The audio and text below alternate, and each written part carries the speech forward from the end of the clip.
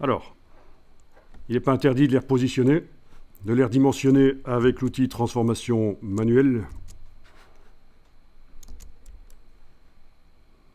avec la touche majuscule si on veut que ça reste proportionné.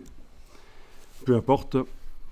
Sans la touche majuscule si on ne veut pas que ça reste proportionné, mais bien sûr, les images, elles sont écrasées. Il faudra que je les supprime, que je les remplace par d'autres. Il faudra les vérifier ici d'ailleurs. Un petit truc. Allez-y, faites ça. C'est intéressant ça. Prenez les médaillons, agrandissez-les, mais avec l'outil de transformation manuelle, n'utilisez pas la touche majuscule, la touche Shift. Et donc vous voyez que les images devraient être écrasées.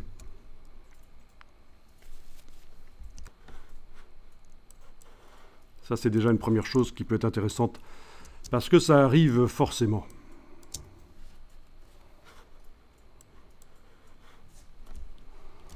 En manipulant des choses dans InDesign, on peut écraser les images dans un sens ou l'autre, et comment s'en sortir, c'est ce qu'on va voir maintenant. Quelqu'un sait comment il va faire pour que les blocs gardent cette dimension-là, mais les images ne soient pas écrasées?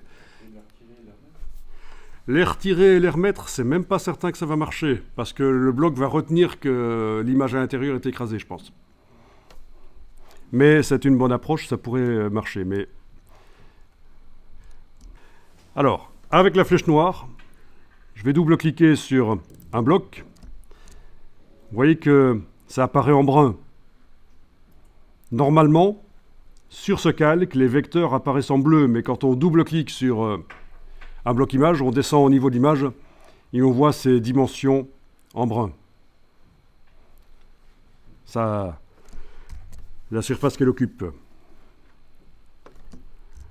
Alors ici, vous allez dans la barre contrôle, vous la voyez la barre contrôle? Vous allez cliquer sur la petite chaîne pour la casser. Et ici, c'est les pourcentages de redimensionnement d'image. Il va falloir mettre un pourcentage identique de chaque côté. Attendez un peu, si on avait laissé la chaîne ouverte et qu'on en met un d'un côté, ça va peut-être mettre le même de l'autre côté, je me souviens plus si ça marche. 15, touche tabulation. Oui, vous pouvez laisser la chaîne enclenchée. Il suffit de mettre un pourcentage dans un des deux redimensionnements.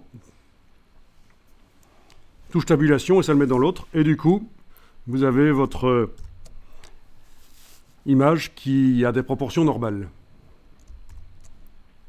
Bien. Faites la même chose pour les autres. Alors, quel est le pourcentage que vous mettez? Ça n'a pas d'importance en fait. Ici, je vais mettre 30, touche tabulation. Je double-clique sur la dernière pour descendre au niveau de l'image. Voilà, on a bien du brun. Je vais mettre 5, tiens, ici. 5, touche tabulation. Ah, il est là. Voilà. En tout cas, elles sont proportionnées.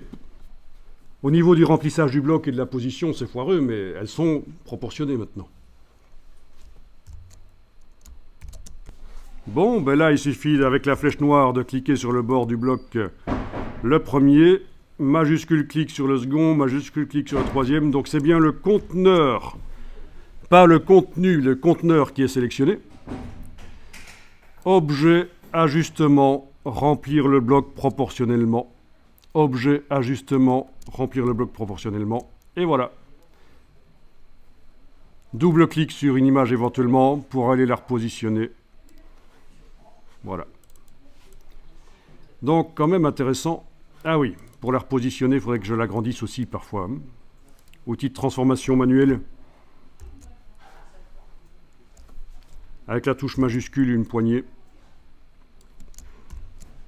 Voilà. Oui, parce que en effet, si vous double-cliquez sur un bloc et que vous repositionnez, ça fait apparaître un trou. Et vous avez parfois intérêt à utiliser la transformation manuelle pour agrandir l'image dans son bloc avec la poignée. Mais cette fois-ci, la touche majuscule, on ne veut surtout pas que les proportions soient perdues. Donc on lâche le bouton à souris, puis la touche majuscule. Voilà, on va déjà enregistrer ça.